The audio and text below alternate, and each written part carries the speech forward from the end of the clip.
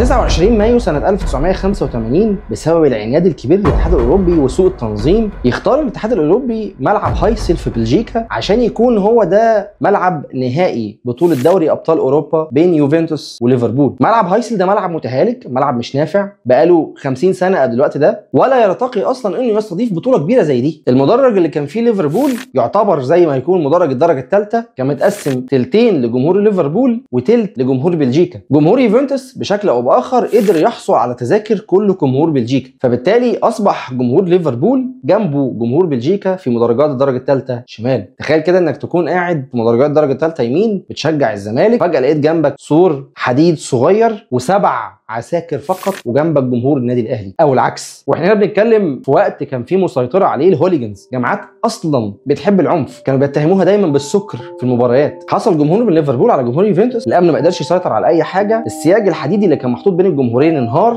لان الملعب قديم طبعا، تهدم منه اجزاء ووقعت على الجمهور من كتر الضغط ومن كتر الجري حصل تكدس وفي ناس كتير ماتت. الكارثه ادت الى فقدان 36 واحد لحياتهم، وللاسف المباراه اتلعبت بشكل طبيعي في اليوم ده وخسر ليفربول وكسب يوفنتوس دوري الابطال. بعد اللي حصل ده اوروبا ما سكتتش، ما طنشوش، ادوا الانديه الانجليزيه وقف 5 سنين وليفربول لوحده 6 سنين عن المشاركات الاوروبيه. تم توجيه الاتهامات كلها الى الجمهور الانجليزي، والناس في العالم كله بقت شايفه الجمهور الانجليزي ده عباره عن كارثه متحركه على الارض. ابتدت قوانين جديده تظهر في الساحه، حصل قيود على التذاكر، حصل تشديدات امنيه على المباريات او على الاستادات، وحصل تحقيقات واسعه عن دور الشرطه والاتحاد الاوروبي. بس هل دي كانت نهايه الكوارث؟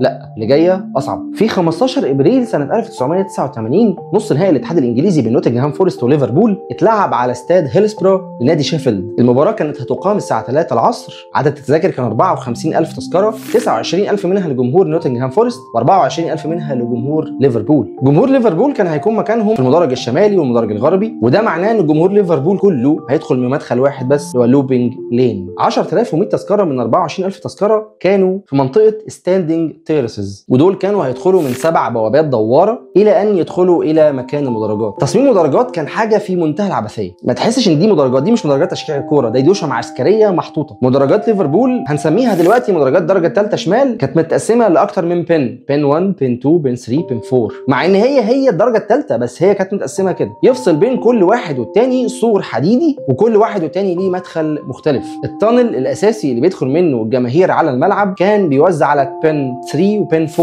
ومش بس كان في اسوار بتفصل بين نفس الجمهور في نفس الاستاد، ده كان في نفس المنطقه البين ده في اسوار تانية محطوطه اضافيه انا مش قادر افهم دي بتاعت ايه. ولما اصبح فاضل ربع ساعه بس على المباراه كان في اكتر من حاجه غريبه جدا في الاستاد. اول حاجه ان كشك الحراسه الداخلي اللي جوه الاستاد شاف ان في تدافع كبير جدا في مدرجات ليفربول. طب الحل ايه؟ بعض افراد الامن اقترحوا لتاجيل المباراه حتى يتم تنظيم عدد الجماهير، قوبل هذا الاقتراح بالرفض التام، فكان الضغط غير طبيعي. انت كل الناس دي على بوابه واحده بس، والبوابه فيها 7 بوابات دائريه، يعني انت في 7 بيخشوا مع بعض ببوابه دائريه صغيره جدا، فعدد الناس ده هيخش ازاي؟ لغايه ما يحصل اغبى قرار من الامن في انجلترا انه يفتح بوابات الخروج لتقليل الضغط على بوابات الدخول ولتقليل الضغط على الناس في المدرجات. قرار في منتهى العبثيه، الناس اصلا في الاستاد مش قادره تتنفس من كتر الاعداد، وبداوا يقفوا على السياج الحديد، بدات ناس من المدرجات العلويه تبدا تشدهم لفوق، فانت فتحت البوابات من بره، ايه اللي هيحصل؟ الناس اللي بره هتدخل ازاي؟ كده انت بتخفف ضغط على الناس اللي جوه. يعني تخيل واحد كده الجزء الحديد ده خابط في بطنه ومقلل النفس،